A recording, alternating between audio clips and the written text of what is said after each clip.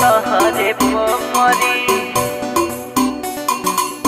पापा के परी हम तो तहरे परी। घर के आटा सुनबू का हमारा के अपन मनबू का दिल से पूछी बात एगो माइक पे तो हिया बनबू का करे जालू कौन कला से गोरी लागे लू एकदम झका से गोरी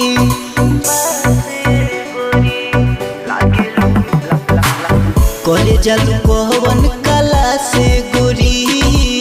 लागे लू एकदम झका से गोरी चमकत चेहरा लागेला हो जरत मर करी चमकत चेहरा लागेला हो जरत मर करी ए पापा के परी हम तो तहरे परी पापा के परी हम तो तहरे परी।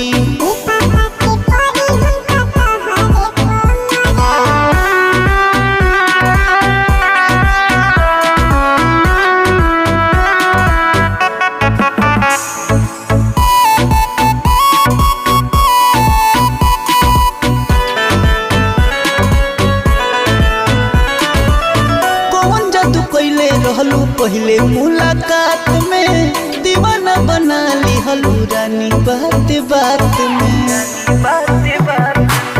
कौन जादू कैले रहलू पहले मुलाकात में दीवाना बना ली हलू रानी बात बात में दिल के बतिया बोले में हम तोहरे से डरी दिल के बतिया बोले में हम तोहरे से डरी अरे पापा के परी हम तो तहरे परी पापा के परी हम तो तहरे परी।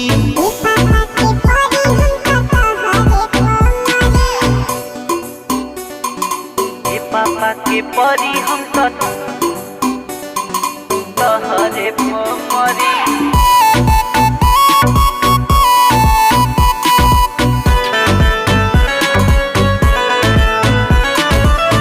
जहिया से देखनी हम तो भइल बानी पागल ना जान कौन बीमारी बाट लागल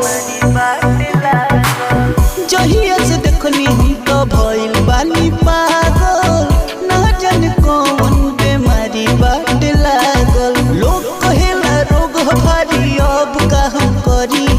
लोग कहेला रोग भारी अब का हम करी अरे पापा के परी हम तो तहरे परी